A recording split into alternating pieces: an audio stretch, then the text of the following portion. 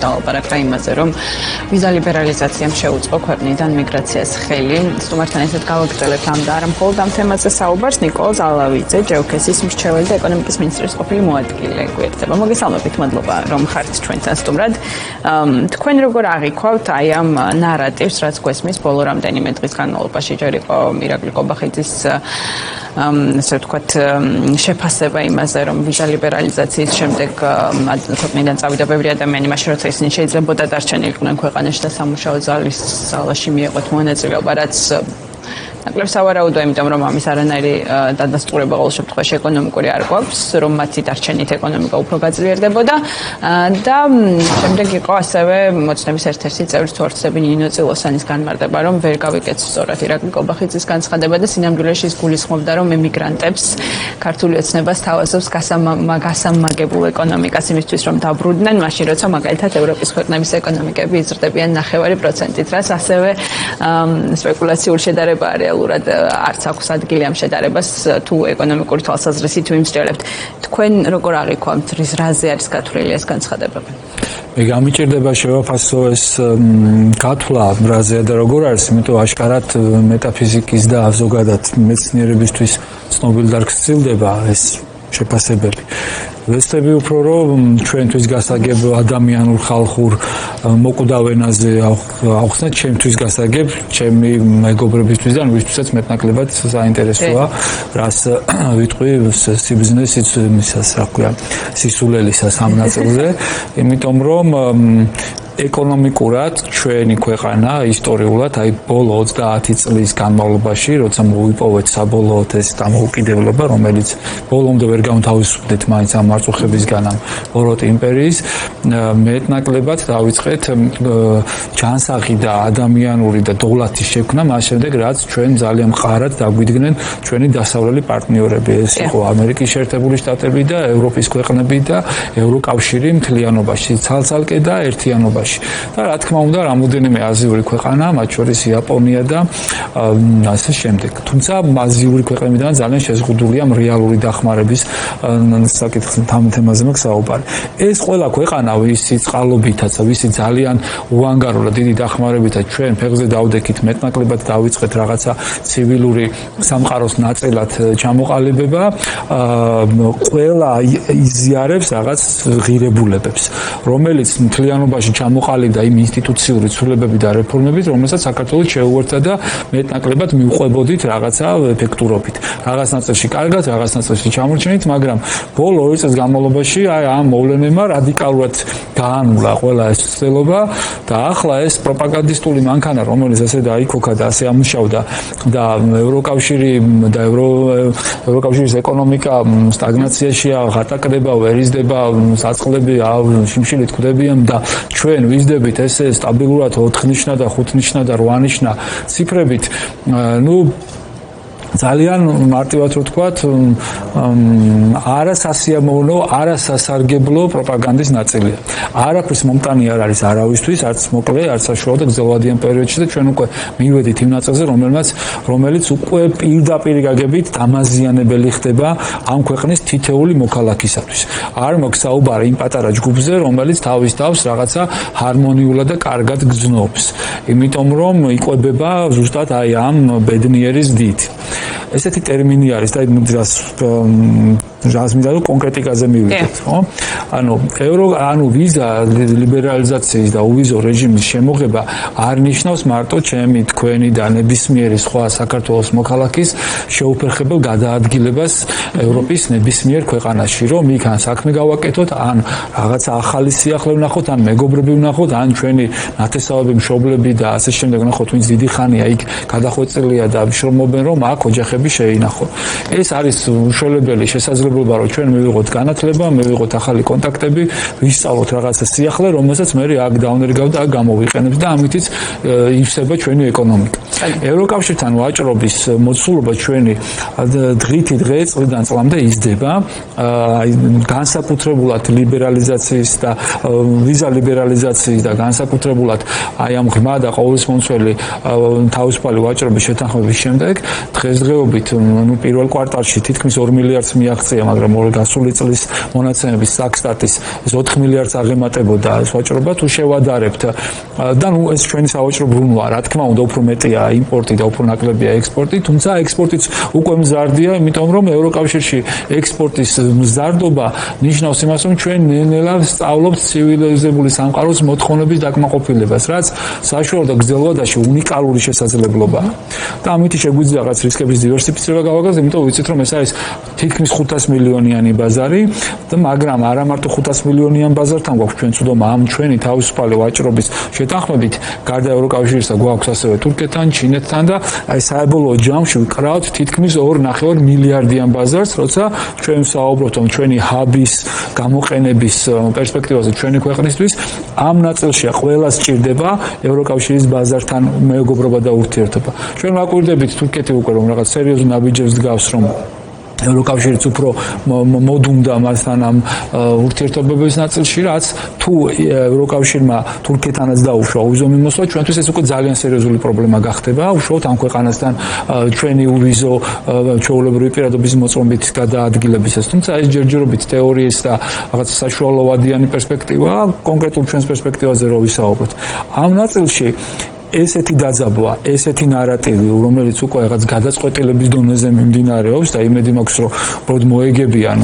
აზრს და გონებას და შეწყდება ესეთი თავდასხმა ევროკავშირზე, მოგვიტანს მყისიერ და დაუყოვნებლივ მძიმე დაზიანებებს, როგორც ქვეყნის ეკონომიკას, რომელიც რა თქმა უნდა ნაწილდება ავტომატურად თითოეულ მოქალაქეზე და არის ესეთი ნაწილი, ჩვენი მზდას რომ შევეხოთ, ხო, აი ძალიან იზრდება და ემიგრანტებს ავიცი ავსთავაზობთ, იმიტომ ვინც აქ არის და არა ემიგრაციაშია, ეს დოვლათი, ეს ეკონომიკური ზრდა როგორ ნაწილდება ინკლუზიურად, სათხედავთ ჩვენ აი ამ დოვლათის განაწილებას, ინფრასტრუქტურა გაუმჯობესდა რამე ამ ბოლო წლების განმავლობაში, საშუალო ცხოვრების დონე გაიზარდა, სახელმწიფო დახმარების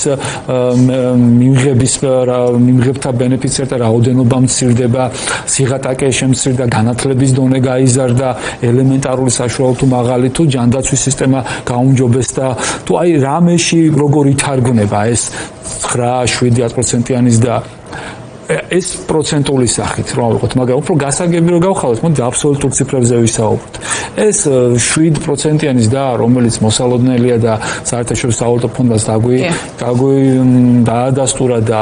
გულისხმობს რომ იქნება, რა თქმა უნდა, ემყარება იმ ინერციას, რომელიც გააჩნია ამ ეკონომიკას, მაგრამ ეს არ ნიშნავს, რომ ეს არის ინკლუზიური ზრდა, ინკლუზიური ნიშნავს, რომ მეტნაკლებად თანაბრად ნაწილდება ამ ქვეყნის მოსახლეობაზე, ეს არ ნიშნავს, რომ მე და თქვენ უშუალოდ მივიღებთ დამატებით ერთ ლარს ან რაღაც საპენსიო ემითი ან რაღაც შეღავათიანი კრედიტი, არამედ ის რომ ის გარემო, სადაც ცხოვრობთ, საერთო ინფრასტრუქტურა, ქვეყნის უსაფრთხოება, მიღწევადობა ამ ქვეყანაში და რაღაც დოვლათის გაზდის კონკურენტული შესაძლებლობა იქნება მეტნაკლებად გადანაწილებული, რომ ადამიანებმა ვიშრონ და ღირებულება შევქმნათ. ეს თანხა არის 29 მილიარდი, თითქმის 28-29 მილიარდი დოლარის ეკვივალენტი ლარში, ნუ თუ არ გამოვაკლებთ ინფლაციის მომენტებს და ასე შემდეგ, თქვათ რომ ეს თანხაა. აი 7.5%-ით გავიზრდებით საუკეთესო შემთხვევაში მომავალ წელს 30 მილიარდამდე. თითქ 2 მილიარდამდე უნდა დაგვემატოს. მოდი ავიღოთ ახლა აი დაღატაკებული, სტაგნირებული ევროკავშირის ბიუჯეტი რაც არის, ხო? ასე არის რაღაც 30 ტრილიონამდე თანხა და ის 0.5 ან 1% არის ძალიან ბევრი მილიარდის და ანუ და ერთ სულ მოსახლეზე გადატანით ევროკავშირის ყველაზე ღატაკი ქვეყნის აღმოსავლეთ ევროპის ქვეყნებიდან, რომელიც ასევე ცოტა ესეთი რადიკალურად განწყობილი ტიპები არიან, მათი საშუალო შემოსავალიც ან ერთ სულ მოსახლეზე შემოსავალიც 16-ჯერ აღემატება საქართველოს მოსახლეობის ნაწილს. მაგრამ თავი რომ დავანებოთ, არის ესეთი ცნება, ცოტა ალეგორია რომ მოვიშველიოთ, ეს ჩვენი ზრდა სად იკარგება, ხო, სადმე თუ ვამბობთ რომ არა ვართ და ვამბობთ რა ეს მტკიცებით ფორმაშია შესაძლებელი რომ საქართველოში არ არის ინკლუზიური ეკონომიკა, ეს თვითდასაქმებულობა არის ძალიან დაბალი ეფექტურობის დონის, არის ძალიან დიდი შავი ხვრელები, რაღაც სუბსიდირებით, რაღაც გაუგებარი სოფლის მეურნეობის პროდუქტების, რომელიც საშუალო და გრძელვადაში ევროპაში უკვე წლებია რაც გრძელდება, არანაირი ეფექტის მომცემი არ არის, უბრალოდ იკარგება და ისევ ხდება მე რაღაც კორუფციული სკანდალების საბაბი და მიზეზი და განხილვა და კორუფციაზე ჩვენ გვესმის და უკვე ესეთი რაღაცა ყვითელ პრესაში წაკითხული თემები ხომ არ არის უკვე კონკრეტულად დადასტურებული ფაქტები, რომელზეც უკვე გამოძიება დაწყებულია, თუმცა რა თქმა უნდა, მტკიცებულებები ჯერ მიღებული არ არის და უდანაშაულობის პრეზუმპციები ვარ დავარღვიოთ, ერთი კონკრეტული кейსი ავიღოთ, ერთი კორუფციის ნაწილში რაღაც ერთი მაღალჩინოსანი, რომელიც ბრალი დასდეს და სასამართლოსთან წარდგა, დაახლოებით 10-ობით მილიონ დოლარზეა საჯარო სამსახურში მის მხრიდან ჩადენილი დანაშაული და ასევე თქვა მთავრობა, რომელიც ამ ნარატივს გვაყიდებს, რომ ის ებრძვის კორუფციას და ძალიან აქტიურად არის, მაგრამ ერთ კონკრეტულ ჩინოვნიკზე გადაიარა ამ კორუფცია. ჩვენ რომ ეს განვაზოგადოთ, უბრალოდ თეორიულ დაშვებით, არაფერს არ ვამტკიცებ. ერთი ადამიანი, რომელიც არც თუ ისე მაღალ თანამდებობაზე მოახერხებდა იმდენს, რომ დაახლოებით 10 მილიონ დოლარზე მეტი ან დაახლოებით ამ რეინჯში მოახერხა და გადაკუჭა და ხელსქვიტად ჩამოტარა, ჩვენ ვიცით დაახლოებით გვესმის ასევე მთავრობიდან, რომ ეს კორუფცია არის და იმას ესე საბჭოთა საუკეთესო ტრადიციებით ებრძვიან, დაშვება გავაკეთეთ, რომ ესეთი შეიძლება იყოს, რა ვიცი, რაც ხშირად გვესმის ყურში 150-200-მდე ესეთი ინდივიდი, ვინც უშუალოდ აი ამ საჯარო სექტორით არის, ხო? რომ გადავამრავლოთ ეს ციფრი ამ მამრავლზე მივიღოთ, მივიდივართ თითქმის ამ 1 მილიარდამდე იმის ნახევარზე, რაც პოტენციალურად თეორიულად ჩვენ უნდა მივიღოთ ეკონომიკური ზრდით. ანუ თეორიულად არაფერს არ ვამტკიცებ.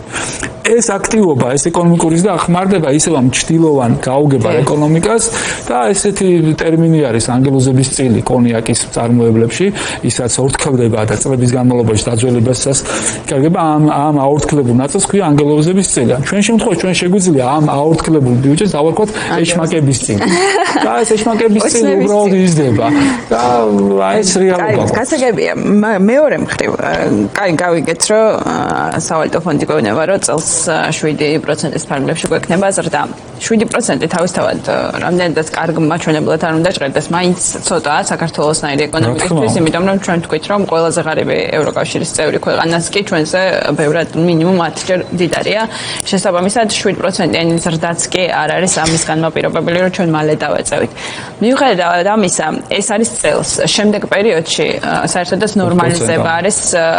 ნავარაუდები 5%-ის ფარგლებში, იმიტომ რომ ამოიწურა მიგრაციის ეფექტი, ამ დასავლეთისგან იზოლაციის პირობებში, ინვესტიციების შემცირებას ველოდებით, პოტენციურ სანქციების პირობებში კიდევ უფრო მეტად ველოდებით შემცირებას, ველოდებით ტურიზმის შემცირებას, ველოდებით იმასაც, რომ რეალურად ზოგადად თუ კი დასავლეთისგან იზოლაცია გაგრძელდება, თქვენს ახსენეთ, რომ როდესაც ლოგისტიკურ ჰაბ-ზე ვსაუბრობთ, ჩვენი მთავარი მიმზიდველობა ამ შემთხვევაში ის არის, რომ კავშირი გვაქვს როგორც აღმოსავლეთთან, ისე დასავლეთთან და თუ დასავლეთთან კავშირი აღარ გვექნება, მაშინ გამოდის, რომ არც აღმოსავლეთისთვის აღარ ვართ მიმზიდველები. ანუ ეს ნაწილიც კითხვის ნიშნის ქვეშ დგება. აი ამ პირობებში, როდესაც მოლოდინები ესეთი გაუარესებულია, როდესაც ველოდებით 5%-ის ფარგლებში ნორმალიზებას ეკონომიკური ზრდის, რაც ძალიან ცოტაა რეალურად, რაზე შეიძლება იყოს შემდგომში დამყარებული ეს სიამაყე ეკონომიკასთან დაკავშირებით, რაც ბოლო წლებში სულ გვესმოდა, რომ ეს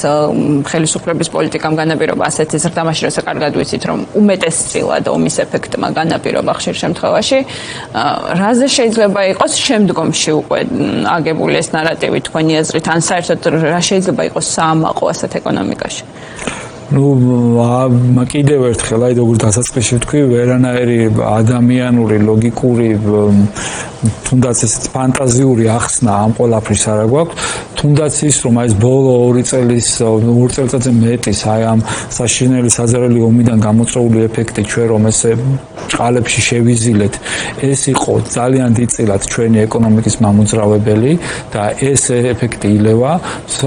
საერთაშორისო სავალუტო ფონდმა ეს რეკომენდაციის დონეზე გასცა და მან ის ინერცია გაეთვალა ამ 7.5 თუ 7%-ის მოლოდინში, რომელიც დღემდე აქვს ამ ეკონომიკას და ამ ინერციიდან გამომდინარე დაშვება გააკეთა 5%-ამდე. არც 7 და არც 5% ჩვენი ეკონომიკისთვის ამ სიამაყე და ამ დიდებული რაღაც კოსმოსში გაჭრის მოლოდინებისთვის საკმარისი არანაირად არ არის. იმიტომ რომ იცვლება გარემო, იცვლება გლობალური ეკონომიკური სიტუაცია, გლობალური ინფლაციის დონეც იცვლება განვითარება, რადიკალურად სხვა ეტაპზე კაცობრიობა განვითარების გადასული, ციფრული ტექნოლოგიების და ამ AI ტექნოლოგიების და IoT და DLML მიმართულებების ნაწილში, რომელიც მოითხოვს გაცილებით უფრო მეტ ინვესტიციებს, დაბანდებებს კვლევაში და ძიებაში, როგორც ინდივიდუალური მსხვილი და მწვრთნელი კომპანიების მხრიდან, ასევე სახელმწიფოების მხრიდან. ჩვენ ვიცით, ეხლა მიდის ძალიან დიდი მსჯელობა რატომღაც იმაზე, რომ რატომღაც არა, აი თავდაცვის ბიუჯეტი ასე ომი უნდა და 5%-მდე აზრდიან და ასე შემდეგ. ჩვენ თუ დავაკვირდებით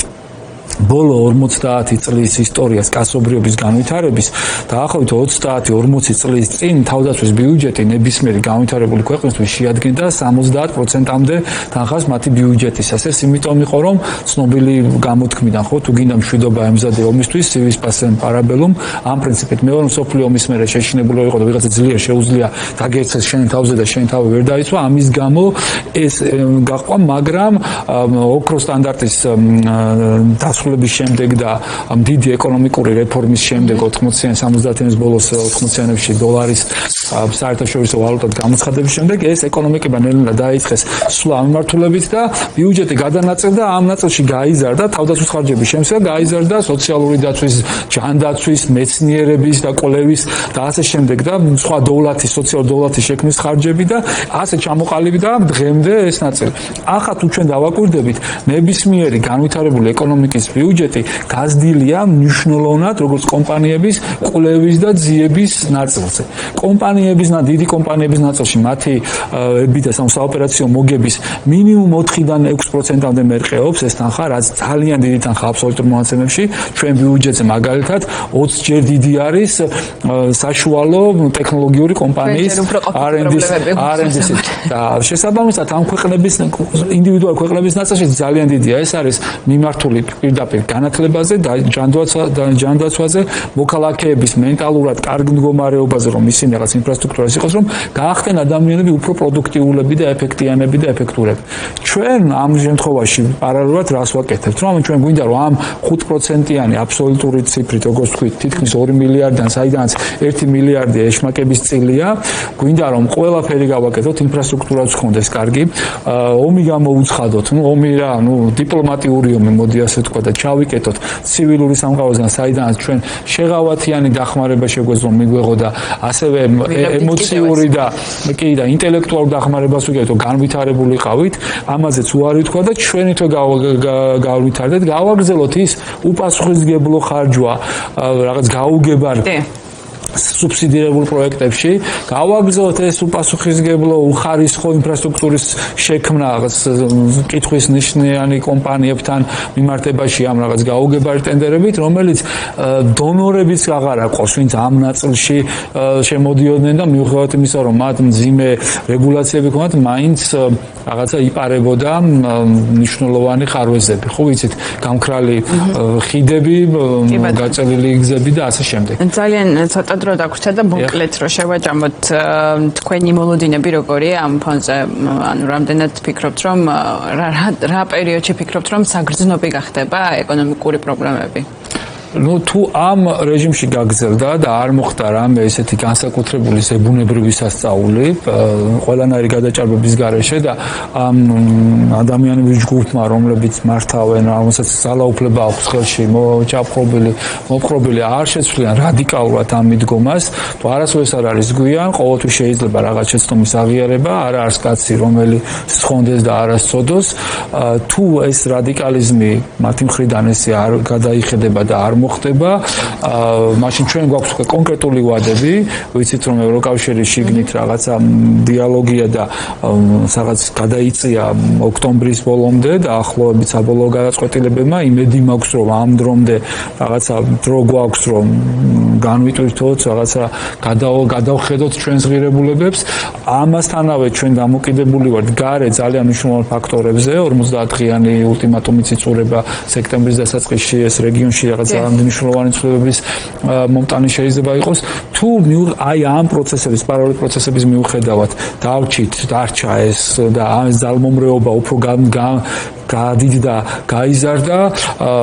ჩვენ უბრალოდ არანაირი შესაძლებლობა აღარ გვჩება, რომ თვითკმარები ვიყოთ და ეს ეკონომიკა თვითკმარი იყოს და უბრალოდ ის ეშმაკების წილი, მოდი რაც თქვით, ასე ვთქვათ, მისთვის უკვე ეს არსებული დარჩენილი ეკონომიკური აქტივობა აი ის იმ მოხმარების ნაწილით ვერ დაკმაყოფილდება, იმიტომ რომ მან უნდა შეინახოს თავისი თავი, გააგრძელოს და უბრალოდ ძალიან ვადაზე ადრე შეჭამს და არ მგონია რომ ეს საშუალო ადამიანამდე მივიდეს ჩვენი გათვლების ნაწილში და IMF-ის პროგნოზი სტაბილიზაციაზე 5%-ის ანუ პოზიტიური ნიშნის ქვეშ დარჩეს. თუ დარჩება საერთოდ შემდეგ ამ პროცესების მერე IMF-ის ჩვენს პარტნიორად. დიახ, ეგეც საკითხავია. მადლობა. მადლობა საინტერესო საუბრისთვის. მადლობა რომ იყავით ჩვენი სტუმარი ნიკოლ ზალავიძე, JOKS-ის მრჩეველი და ეკონომიკის მინისტრის ყოფილი მოადგილე გახდათ. ჩვენთან სტუმრად საუბრობდით მოლოდინებზე ეკონომიკასთან მიმართებაში.